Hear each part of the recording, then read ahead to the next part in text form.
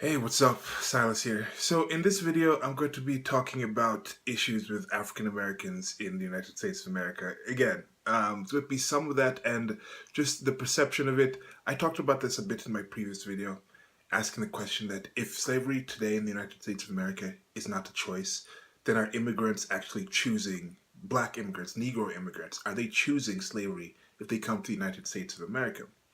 Now, this other question I'd like to ask is, in this video, and just in general, is pick a minority group, whether it's transgender or black people or Hispanic people, Latinos, or people who have headmates or gays, homosexuals, lesbians, all of these kind of people that are supposedly so maligned in the United States of America. Pick one of those groups and then think of a country and say, what is a place where these people are actually treated better? What is a place, let's say you're in the United States of America, ask yourself, as a member of this group or in your perception of those groups, what countries do those groups get treated better in? Now, I do understand it's not necessarily a thing where it's, okay, we're just a situation where just because I am treated the best here out of a whole bunch of bad places means I should just be quiet and be happy with it. I get the constant want to kind of improve your own situation. Be like, hey, if I can have this much, why can't I try to get to this level? Now, if you're placing it in that kind of sense, I think it's also good to admit that, hey, where I am is actually pretty good. And why is this place this much better than those other places? And then try to figure out what made the place that you're in that good, and then try to encourage those things. Because in some cases, if you don't identify why the place you are in is not as bad as the other places, then in your process of trying to improve your own lot in life, you could be railing against the very things that made your lot in life that positive. And in the United States of America, I think there's a lot of that kind of thing.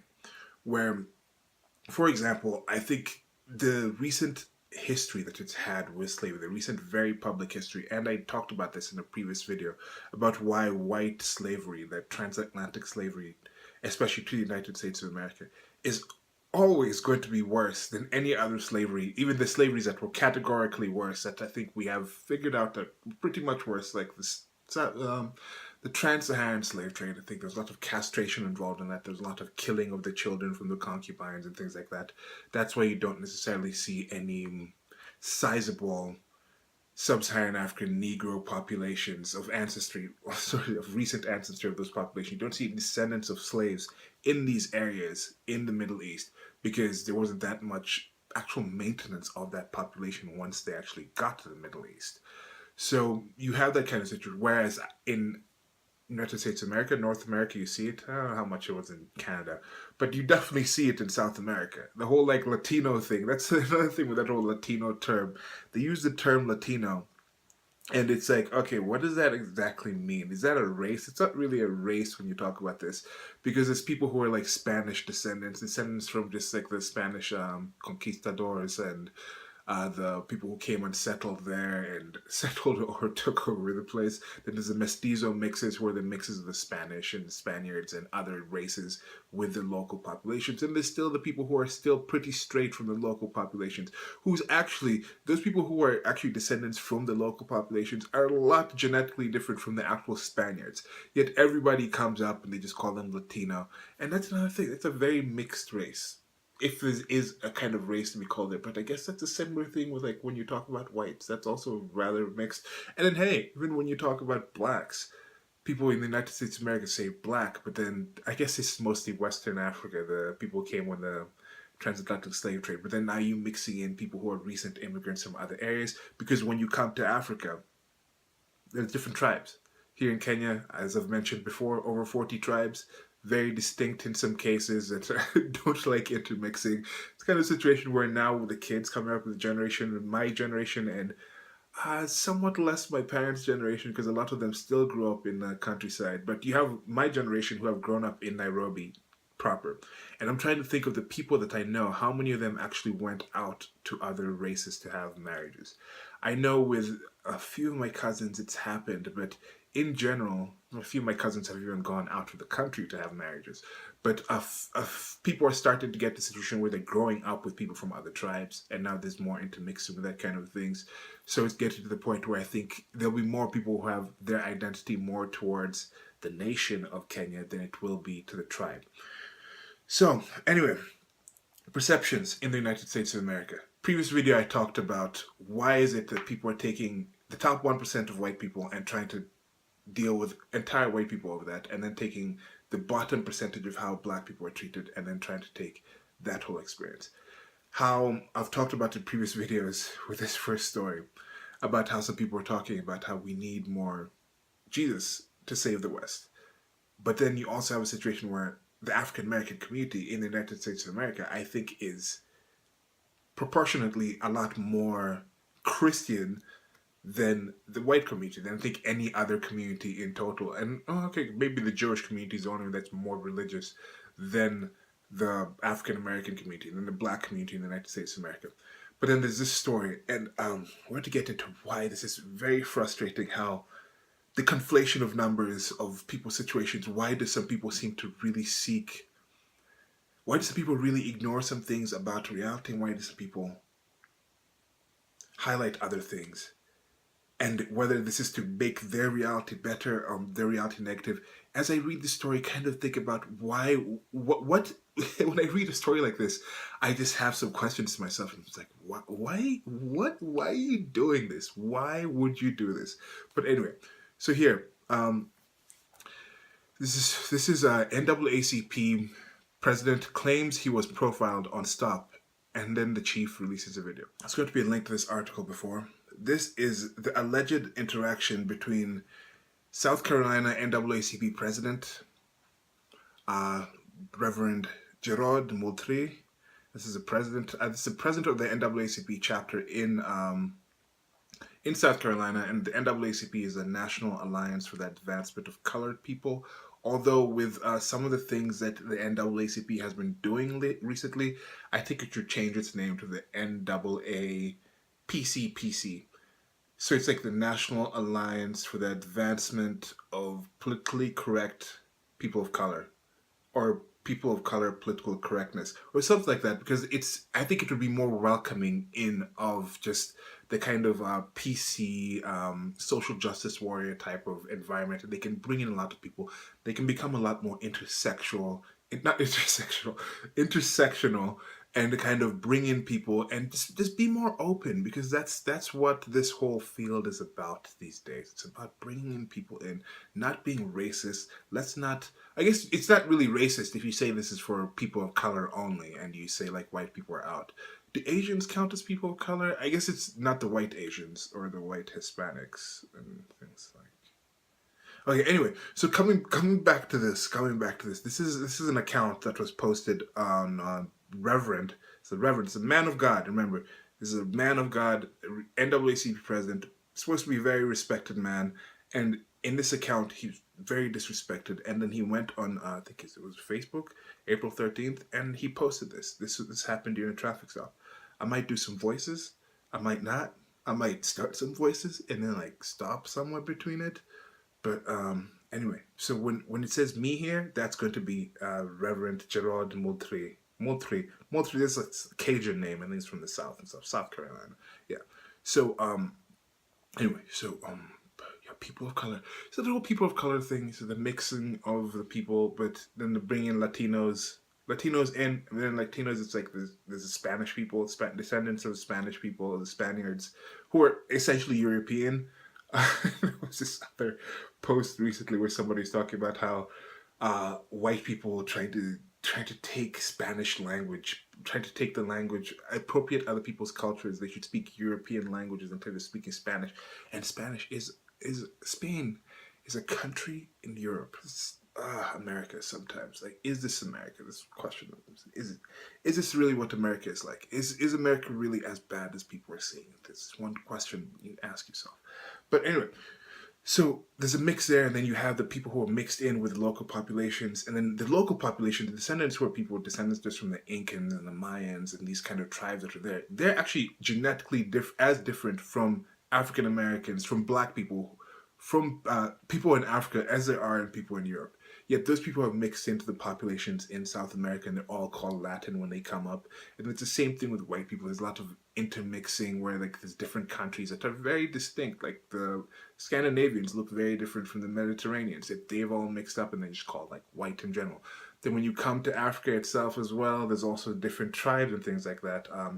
I've mentioned this before, where there's over 40 tribes in Kenya, rather distinct. In my parents' generation, people still grew up in the countryside. Like, Kenya is only 50-something years old. So having a lot of people, like in my generation, growing up in Nairobi, where they grow up with other tribes and they intermarry in other tribes. I'm thinking with my cousins, a few of them have intermarried to other tribes, have married outside of the Luya tribe. A few of them have actually married internationally. So that's kind of a situation where that's changing, where they might be more of a national identity coming up over the tribal identity, which is a lot stronger because that's what most people grew up with as the largest form of identity that they've had. And that's the same thing I think you think that develops what happens in Europe, in the United States of America, where what was the largest identity group that they were growing up with as they're growing up. And I think when you have these neighborhoods in the United States of America you're getting a lot of situation where people are having a lot more, what's that term? I'm trying to think of that term again, but you know what I mean? When they come and they seclude themselves into certain neighborhoods due to the welfare state, they try to integrate with the other neighborhood, and they kind of just are living in pretty much not the whole like little China thing or is it little Chinatown type thing in cities, because in Chinatown in cities you still go to Chinatown. They all live with Chinese people, like in their apartments. If you try to get an apartment in Chinatown in the, in the United States of America, like in New York, and you're not Chinese and you don't speak Chinese, you're probably not going to get that apartment. They're not going to call you racist. They're not going to call them racist for doing it, but they're probably going to find ways for you to not get that apartment. But they still have people coming in and interacting. They're still ingrained into the community. So there's that kind of situation where they're not as secluded. But you have certain places where people don't even have to deal with anyone else or commerce economically with other people. And then you have these people growing up and their whole identity is still pretty close to what it would be if they were living in the country that their people came from, let's say Mexico, and you have these entire neighborhoods where these people just speak Spanish or don't meet anybody else from somewhere else. I think it's the same thing in the UK, where you have a situation where it's a really long digression, apologies. But in the UK, where you have situations where people are on welfare and they just never even meet somebody from another society, another culture. They're like, yes, we're just going to be here on the dole, is what they call it there. And they say we're going to live in this little, in these small enclaves, in these small neighborhoods. We're going to go to the same restaurants, we're going to talk to the same people. We're not even going to invite somebody from outside of our group into our home ever, and our kids are not really going to meet anybody from this place. And then they grow up and they have this mentality and they don't really have the identity to the greater community in the area. And I think that brings up some questionable situations. So anyway, let's come back. That digression came from just this person's name, President Reverend, NWC President Reverend Rev Moultrie. So again, I said I might do some voices, might not. But when it says me here, it's going to be Moultrie. I'm just going to read it as it's written here, so excuse if I'm struggling with some of the punctuation and things like this. This was a recounting. At least he said this is something that he recounted from it. And he might have posted this the heat of the moment right after the thing, so he might have been misremembering some of the things. But here we go. So me. This is me as in Reverend Moultrie. Hello, sir. How can I help you? Officer. I'm stopping you because you failed to put on a turn signal and you don't have any drugs in your car. And do you have any drugs in your car? Me. Sir, how do you know if I used my turn signal when you was approaching me and as I turn, and is there any drugs in your car? Officer. License and registration? Me. Sir, can I take off my seatbelt and get it? Sure. Officer. Sure. Me. As I opened the glove box, I said, Sir, this is a new car I just purchased and all I have is a bill of sale, insurance card, and registration form. And registration from car I am transferring tags. Officer.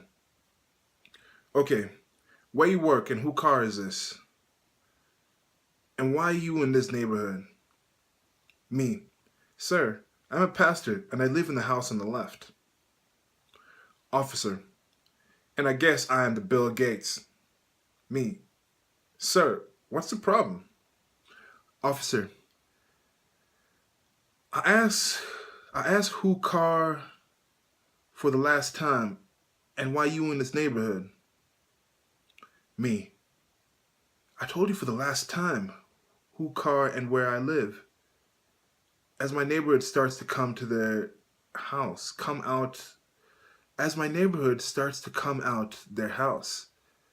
By the way, sir, can I speak to your supervisor? Um, Officer walks away with my information. When he returned, he said, "Did you know your tags come back comes back to another vehicle?" Me, "Sir, I just explained this to you." Officer, "You need to park this vehicle and never drive it till you get this straight with the DMV." Me, "Sir, I have purchased multiple vehicles and I've never heard of this now, officer." And I start fussing because I said, "Well, I'll be driving my car, sir, and anytime I want." Officer, I guess it's supposed to be warning. "I'm warning you not to drive this car till tags get straight. And just know I'm doing you a favor tonight, not taking you in to jail or writing you a ticket." Me, "Sir, you might be doing yourself a favor, but you're certainly not doing me a favor." The Reverend finished off his post by saying that his wife and baby were in the back seat, but he was still profiled and accused of having drugs. And he said this: "So guess I can't be a pastor and drive a Mercedes-Benz and live in a nice neighborhood," Reverend Moultrie said. "Someone needs to answer for this behavior, and this officer will." So, this was posted. Now, I don't know what the outroar was of it. I just saw this article and I was like, oh wow, this is pretty terrible. And I saw, okay, when there was a video posted.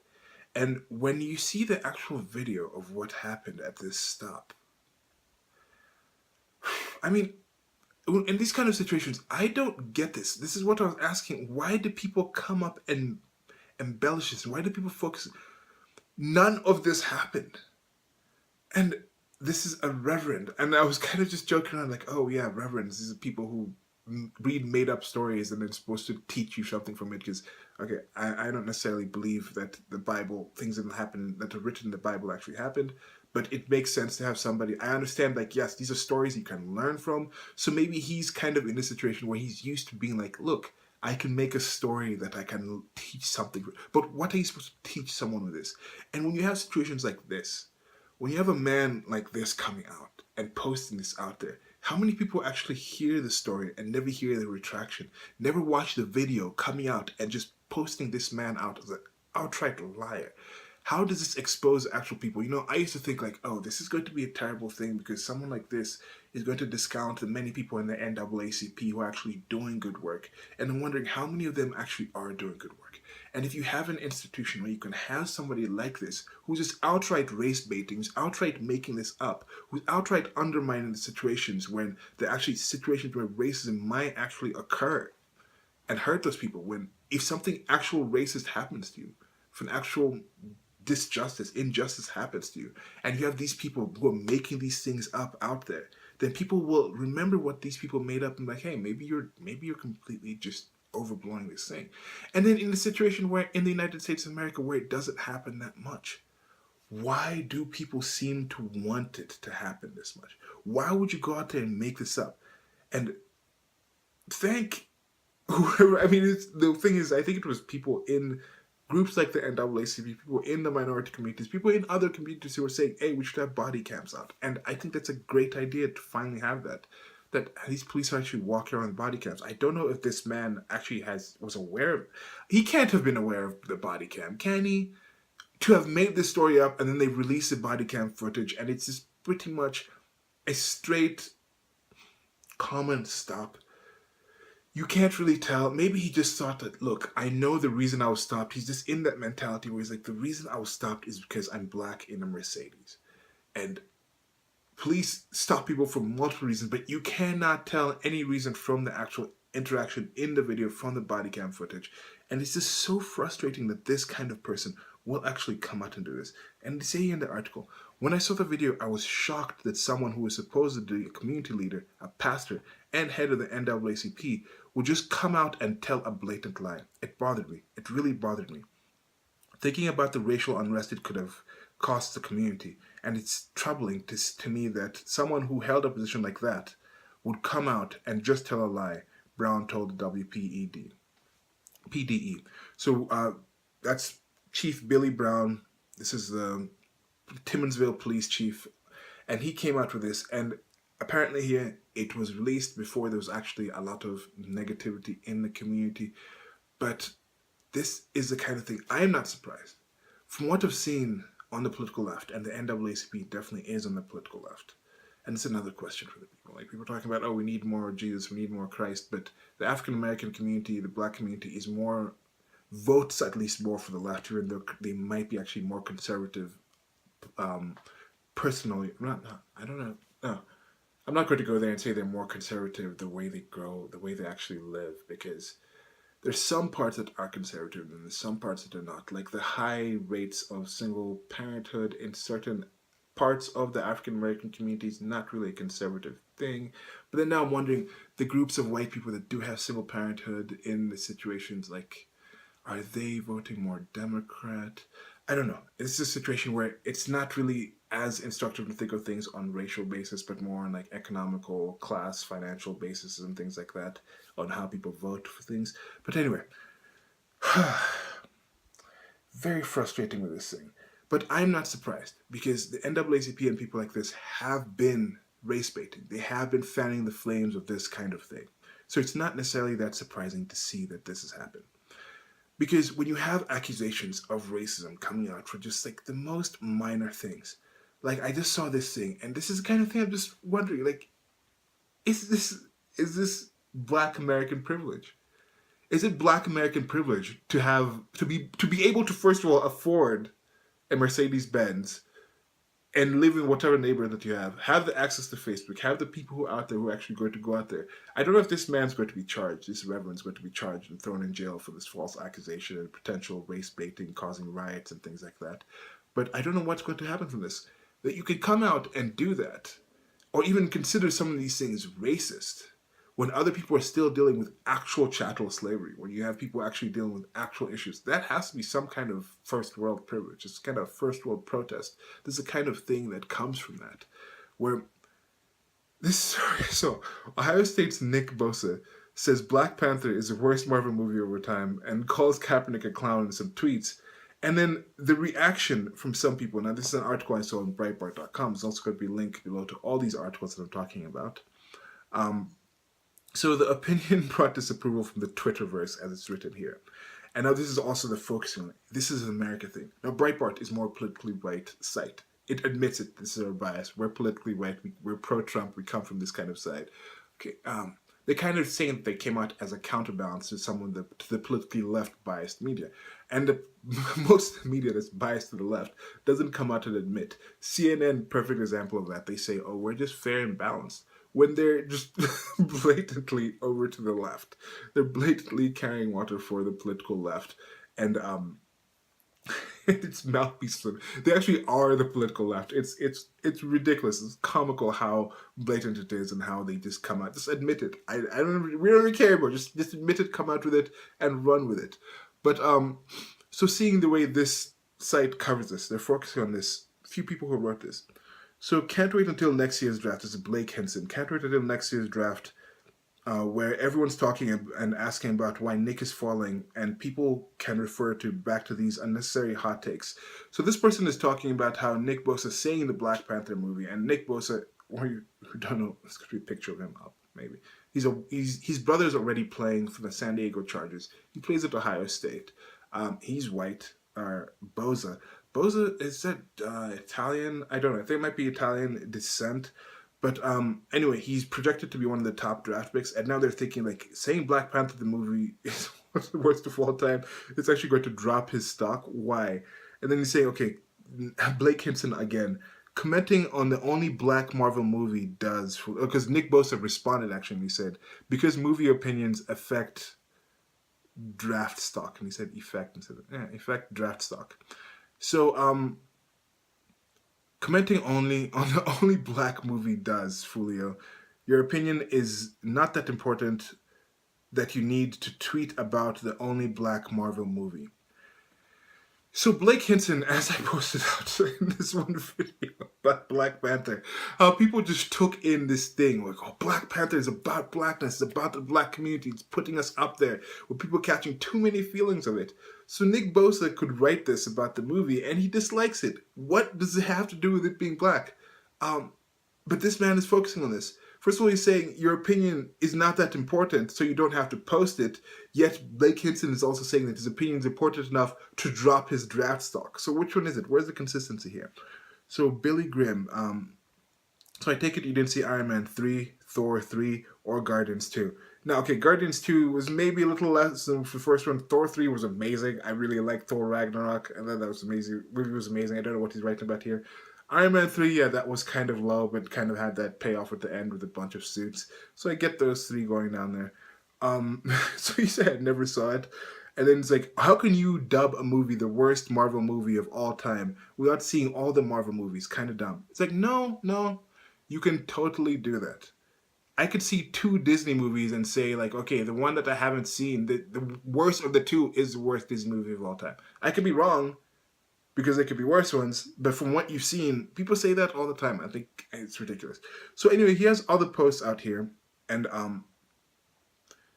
talking about how Colin Kaepernick is a clown, which a lot of people think of.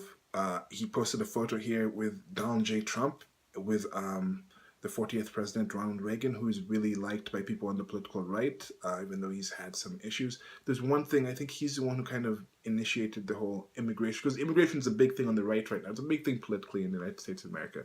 And Ronald Reagan is partly responsible, if not the main person responsible, for changing the immigration laws, and I think it was like legalizing, or lessening the punishment for immigration in California, and then that was kind of adopted with the rest of the country. I could be kind of wrong on that, but maybe I shouldn't be talking about stuff I don't really know about. Anyway, so back to this thing. So Kaepernick's a clown. Beyonce's music is complete trash. Some of the songs, Halo, amazing song, but I remember when I was younger, I had an ex who had this one joke. She said Beyonce looks like a hot dog not trying to stay in the bun. And that was like a really funny thing to say about somebody. But some of Beyonce's music is kind of, I don't really like some of her music. I don't like her persona that much, but a lot of people do. So going at Beyonce, that's a tough thing. So Mike Freeman here writes, so to summarize some of the tweets from next year's likely #1 draft pick, Nick Bosa. Number 1, Black Panther is the worst Marvel movie. Number 2, Beyonce's music is trash. 3, Kaepernick is a clown. Alrighty then. Okay, so what's the point? What he can't have opinions. So is Nick Bosa just internet racist or full blown MAGA racist? Make America Great Again racist. So Breitbart was focusing on this like, okay, the racism thing. This was people pointing out that, hey, Nick Bosa is racist for having these posts. Now Nick Bosa could very well be racist, but these posts have nothing to do with him being racist. And also, the whole focus I was talking about in this video, why do some people focus on certain things when some people don't focus on anything else or focus on another kind of part of it? Whereas, this is an article from The Big Lead. So Nick Bosa didn't like the Black Panther and has other terrible movie opinions. So you see, this article is kind of focusing on movie stuff. They're not really focusing mostly on the racial angle of this thing. But with Breitbart, they chose to focus on that racial angle because there is a racial angle out there. There are people talking about it in a racist way. So that is valid to point out. But is that the main thing about it? Is that the main issue being brought up in this situation? So Nick Bosa is here with some bad movie hot takes, and he wants you to hear him. On Sunday, Bosa took Twitter and announced that Black Panther was the worst Marvel movie of all time. Slow down, Nick. We've only just met you and you throw this at me. This is May 14th. So, even if Black Panther wasn't Bosa's things, declaring it the worst Marvel movie of all time is laughable. Apparently, the Ohio State defensive lineman didn't see Iron Man 2. Okay. Iron Man 2. Yeah, Iron Man 2 was worse than Iron Man 2, 3, or Thor the Dark World. You see, even with Thor the Dark World, I liked Thor the Dark World. It is the weakest Thor movie, but I did like it. But there's no one in their right mind who would watch one of those flicks and take who would watch one of those flicks over taking a trip to Wakanda. So that said, maybe Bosa just has horrible taste in movies. Let's take a look at his Twitter history and see what we can find. Yep, here we go. So he says, I could name 5 Tarantino movies I like better than Pulp Fiction. So, and it's like, are you kidding me? Are you expletive kidding me? So Nick Bosa, so don't ask Nick Bosa for movie opinions. You see, in this article, they're focusing only on his movie critic abilities. They don't throw in a racial quotient to this. I don't know if this is more of a sports site, the big lead. But anyway, I like how they just went with this. It's like, yeah, we're not going to go in and talk about any of these other things. And so yeah. And people are talking about Thor Ragnarok in the comment section here again like it's a bad movie. I really like Thor Ragnarok. I don't understand why people are so against that movie. So somebody posted here, anyone who doesn't like Black Panther is racist. His tweet is code for the N-word. I don't know if this person is trolling in these comment section, but somebody again points out here, unsubstantiated paranoia is an awesome thing. So yeah, so Black Panther was so overhyped and such a dud. And I enjoyed the Black Panther movie. I had a review for it. Actually, I was just really also just, I thought even being tired from that hype was actually going to get me to the point where I wouldn't like the movie, but I liked the movie regardless. And having it come up again in Avengers Infinity War, when you go back there and you kind of remember, like, okay, yeah, some of the parts, looking back at it, at least I haven't really had the urge to rewatch the movie. So I don't know if part of that whole, like, thing was just, like, the first seeing that whole thing at the time, seeing the Wakanda and all these things. But how many of the Marvel movies I've actually felt I need to watch again? Not many. But anyway, coming back to this thing. So you see, these people focused just on the movie part of it. Now, here is a site called blacksports.com. Black Sports Online, sorry. So a unique take on sports and entertainment. So here they're talking about potential number 1 2019 NFL draft pick Nick Bosa tweets about Black Panther was the worst black movie. Beyonce's music is trash, Kaepernick is a clown, and Trump is the GOAT. So again, these are situations where this is a black focus site. So they're going to focus mostly on the actual race aspect of it involved in it. Makes sense that they would do that. It's kind of the site that actually, it's the site that kind of does it. Why is there Black Sports Online? Now, is this only about black athletes? Is this from a black point of view? Is there something like a black point of view? When somebody says, are you acting black? Or black people do this, people say, oh no, there's no such thing as a black culture. There's not these negative things about black culture. But yet you need black entertainment, you need Black Sports Online, you need black community, you need black this, black that. So which one is it? I mean, it's okay to say a group of people have certain behaviors, but when you have those certain behaviors, some of them will be positive comparatively to other ones, some of them will be negative comparatively to other ones. If you have an entire unique group of people that behave in a certain way, then if this entire unique group of people behaves in a certain way and it's different from this entire unique group of people, then the results of the actions of these two entirely different groups will actually be different. So this whole thing of saying, okay, why do certain communities not achieve the same as certain communities in certain things? It makes sense if you already admit that different communities behave in different ways, have different values and things like that. Yet you have a situation where people in certain communities want to say that, hey, the black people should achieve exactly the same as white people because we're just the same in this society, yet we are different, yet we need to have our separate things. So that doesn't really necessarily make that much sense to me. I think people need to rethink what they're talking about there. But I was reading this, and you can see they're focusing on the tweets that are more politically active than others. And I want to just read some of the comments in the comment sections in these articles, from these different posts, because I really don't like the sites where you have to click to each actual image. I have to go to different pages. I think it's for advertising purposes and things like that. But different pages, we click to different things. So I just decided to check some of the comments. And then down here is written, First comment is, we're all judged by the company you keep. My man is telling you who he is, the rest is on you. Now, this whole company you keep thing, I think this was mentioned later on in this, is Nick Bosa is an American football player at Ohio State University. This is college. Most of the players are African American. In the league, most of the players in the in National Football League, it's like 70% black, 70% black players. Some of them might not have liked Black Panther. Why are they just assuming everybody liked Black Panther? His teammates probably have around him a lot. They probably know about his personality. I have known some teammates that are very pro-black, like don't really hang out with white people that much. I have known some white teammates that are very into their own country culture and things like this. And yeah, so they hang out with people in their community. I played with some in high school and actually in college for a bit. I played with some first generation Koreans, and when we were on the football team, when we were on the field, we'd hang out together. But then outside of it, people would go back to their own kind of groups of people, and they didn't really hang out that much with people who are not Korean. Outside, they went to Korean churches, they went to things like that. I'm sure black people went to black churches, white people went to predominantly white churches. The Jewish kids went to the synagogues and things like that. But when it came to the team, you were playing on the team together. You had a similar kind of goal. You're like, yeah, we're here. We're practicing the same amount of time. We all want to win this game in different ways and participate in different ways. So we kind of come together in that way. So people might have had certain preferences and disagreements. Like I said, with those different religions, people might have been like, yeah, your God is not the God I worship. But that doesn't necessarily matter. So if you don't like this movie, but I like this movie, it's not a direct insult to me if you can even worship a different God. So this whole idea that this is going to be such a big issue for a lot of people, I think people are making entirely too much about this. Okay, another comment here. I don't have another problem with this. Show who you really are. I show who I am, no doubt, and I am unapologetically on the other spectrum of this, so it is what it is. This guy's like, yeah, so what? Let the guy dislike the movie if he dislikes the movie.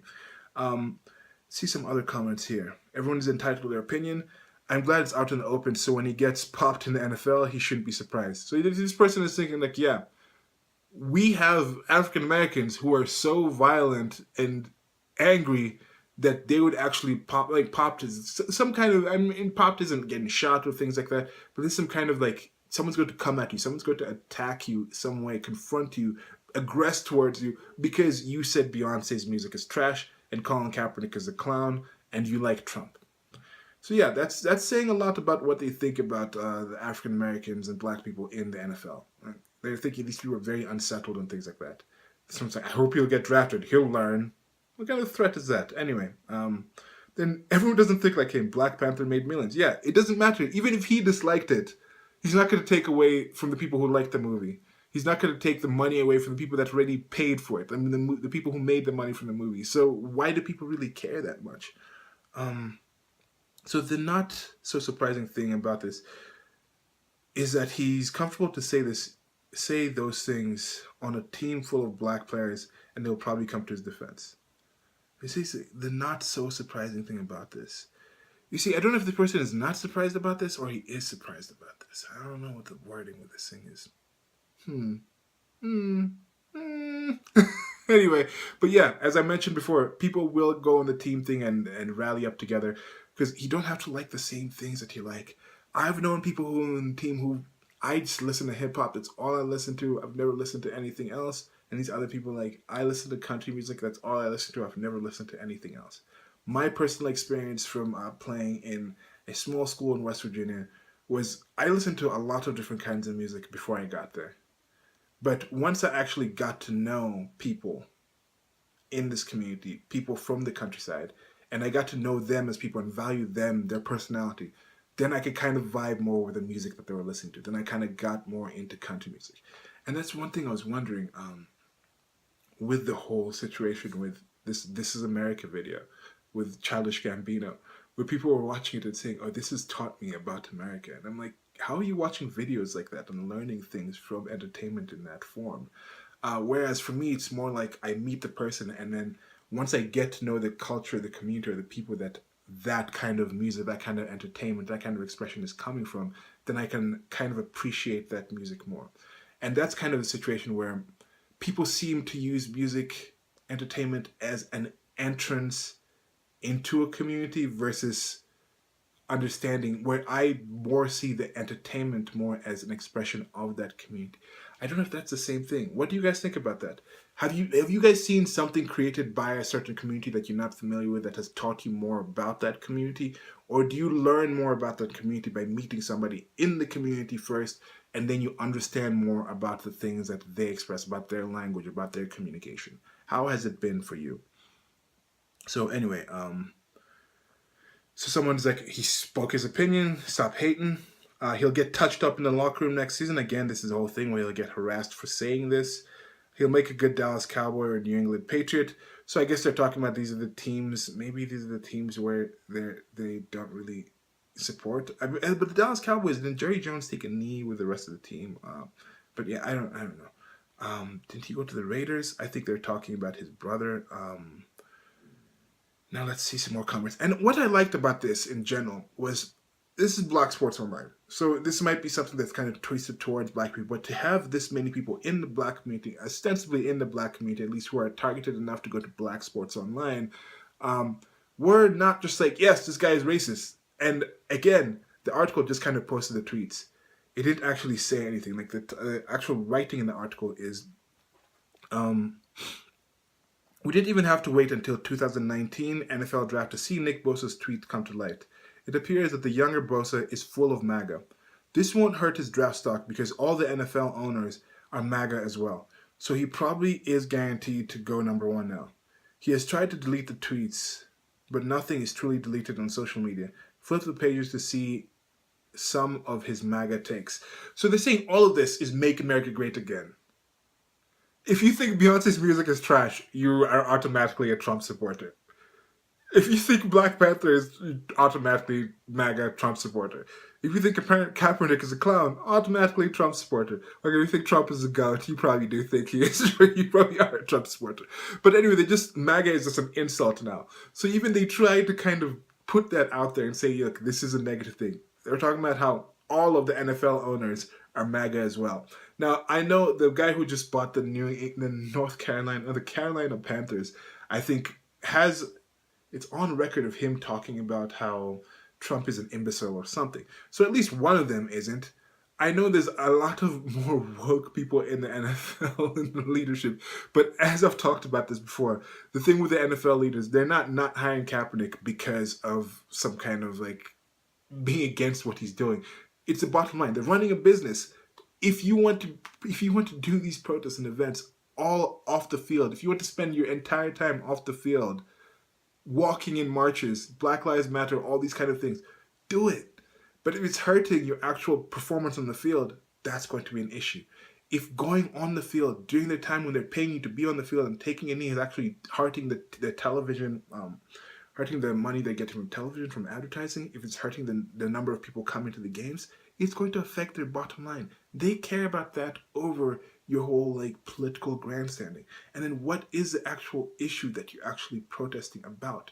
If you word that in a certain way and you can describe that in a certain way and people can get behind it, then yes, people will.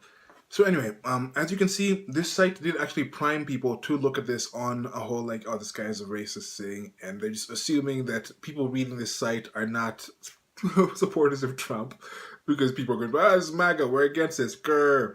But they could be. The support in the African-American community for Trump is growing. And you see someone else here was writing, to be honest, so Black Panther was decent, not the best or worse. He's young college kids with a lot of steroids and creatine levels in him. He'll be all right, and he'll get this text year at the combine, guarantee you. Darren straight out of the racist redneck handbook. Only thing he missed was I love moonshine. Oh, man.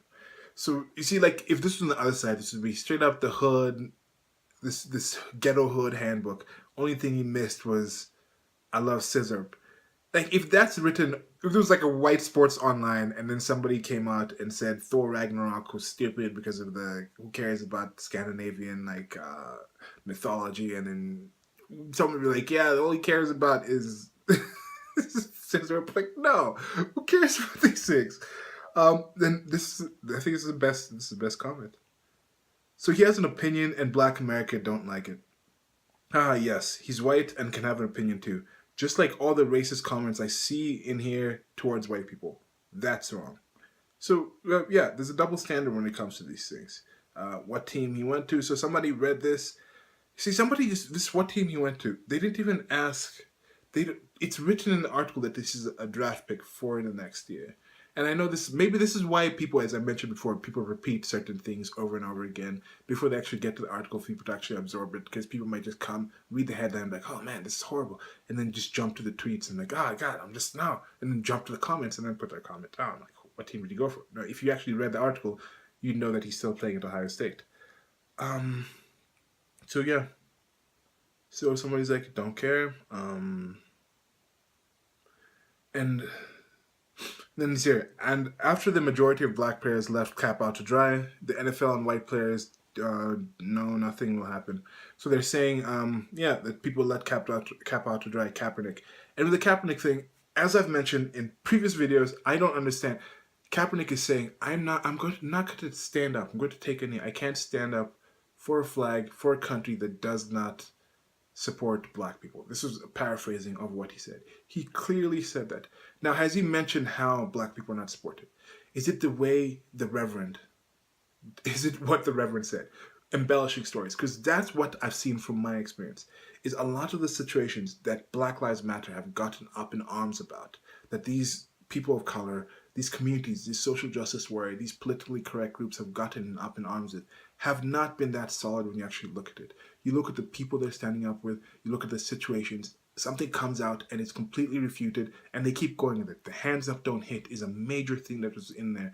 Actually hit the NFL as well before I think the kneeling thing came in, and that was found out to be a complete fabrication, yet they still use it. It's still actually used as a slogan, as a logo. It's part of their marketing. So if you're marketing, a major part of your movement is marketed on a falsehood, what are people supposed to stand behind? So people are not going to stand behind those falsehoods, but then religions do occur, and I don't know. But frustration with this. So someone here is saying, can we verify that the story is true? Yeah, his tweets are out there, but yeah, it's... And someone's here, I'm not a big Queen fan, but at least we know where he stands and not whispering behind closed doors and fake in public. So yeah, he's talking about Queen, and Queen is, what is the group? Freddie Mercury? I think this is, I guess, I don't know what's Queen. Is Queen the Beyonce equivalent of for white people? I don't know. But anyway, so this guy said, yeah, I don't like music, and this was talking about different things and different points. So yeah, this is a bit longer of a video than I thought it was going to be, but I just thought about how this made up situation where this Reverend completely made up a situation of racism out of whole cloth. There could have been some racism involved in that, but it definitely was not shown.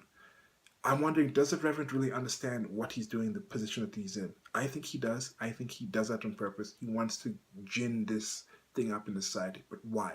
Why would somebody do that? Did the Reverend understand what the internet is? Did he understand that the police could actually come out and say something? Did he know from experience that it doesn't matter? Hands up don't hit, the police come out, the report comes out, found that it's false. It doesn't matter. People still hands up don't hit with it, even though it's come out that this was not real. You look at the figures.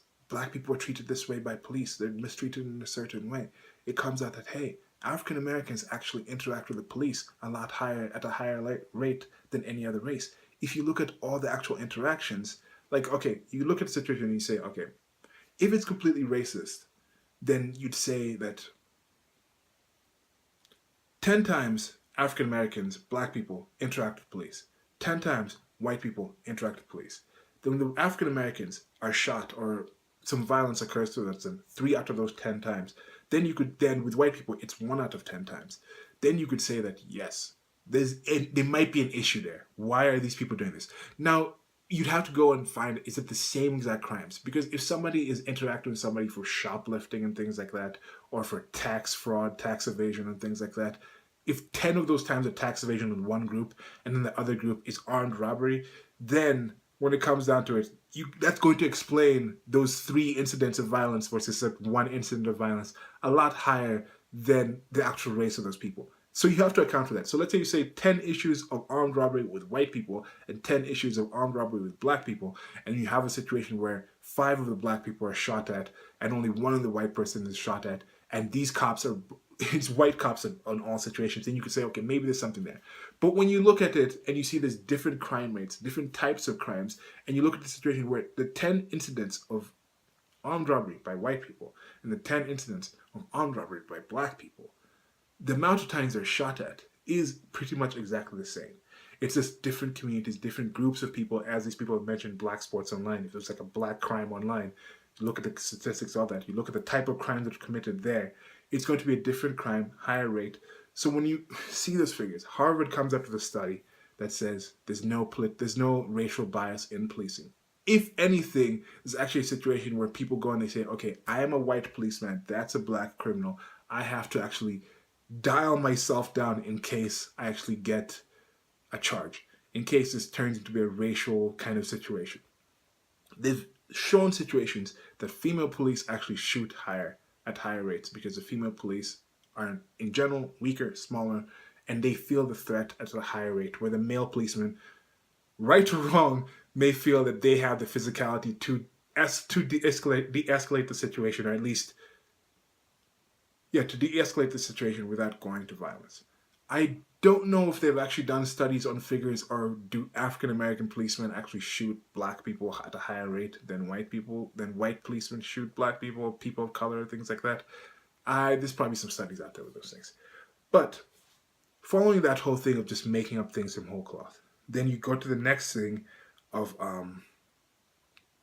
this tweets. These tweets are not inherently racist. Yet some people are focusing on the racial aspect of it. And I think majority of the African American community don't really see this as racist. In my opinion, I don't hate saying in my opinion, but I'll try to reduce saying my opinion. It's my video, so yes, it's my opinion. But yes, so they're talking about this in this kind of situation. And you look at this Black Sports Online site, even a site where it came and said, hey, you guys round up and get up in arms on this. People are just like, no, we don't care. These are some tweets. And I think people are getting tired of this. It's getting to be too much. If you're pulling out tweets as an issue, like this should actually drop the man's draft picks, drop the man's political situation. I think they had a situation where a current quarterback, I think he was picked by the Buffalo Bills. He said something, I'm forgetting what he said about African American. And you see, this part right here is key. I just remember this as something he said about African Americans. I don't remember specifically what was said, what the resolution was about it. I just remember X person said something about African Americans due to how this was couched in the media. And this effect is pernicious. It's something that occurs a lot. And I think it's a problem. He said something.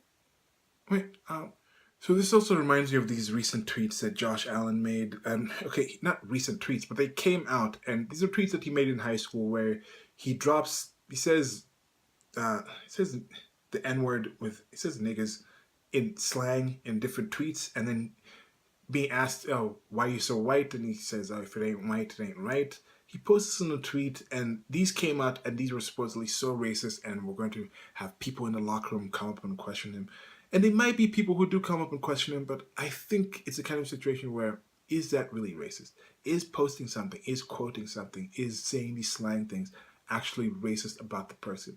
How many things has people said in the past that they don't really own up to, or that they change from who they were in the past?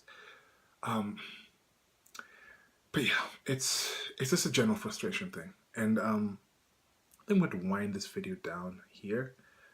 It's been all over the place. I'll try to do some more regular videos. I think I'm going to try to do a thing where it's like at least every 3 days I'm going to post a video about something. And yeah, let me know what you guys think about this. What do you think? Why do you think some people focus so much on the racism thing? Why do some people just make things up? Why do some people seem to want to be in this area where they're actually oppressed? Is there something where it's like your identity is so tied into that, where if you don't have that anymore and you have the responsibility for your actions again, then you don't really have excuses. Is it just finding an excuse? Because some of these situations, like somebody's going out of their way to go online to be offended by what somebody tweeted years ago, not even about them. They may be successful, but it's something I'm wondering: are there people who are successful? Are there black doctors? Is there like some black doctor somewhere checking his sports site during a break between going to do some like amazing surgery, and then he's like, "Oh God, I'm so offended that Nick Bosa tweeted that the Black Panther movie," or is this like people who haven't really achieved much? Is the same thing with me? Maybe because if I was doing a lot more successful things in my life, would I not really care that much about this? I don't know. I don't know where it's at. But yeah, let me know what you guys think, and thanks for watching the video. Like, share, and subscribe. Links below to the merchandise store, and yeah, goodbye.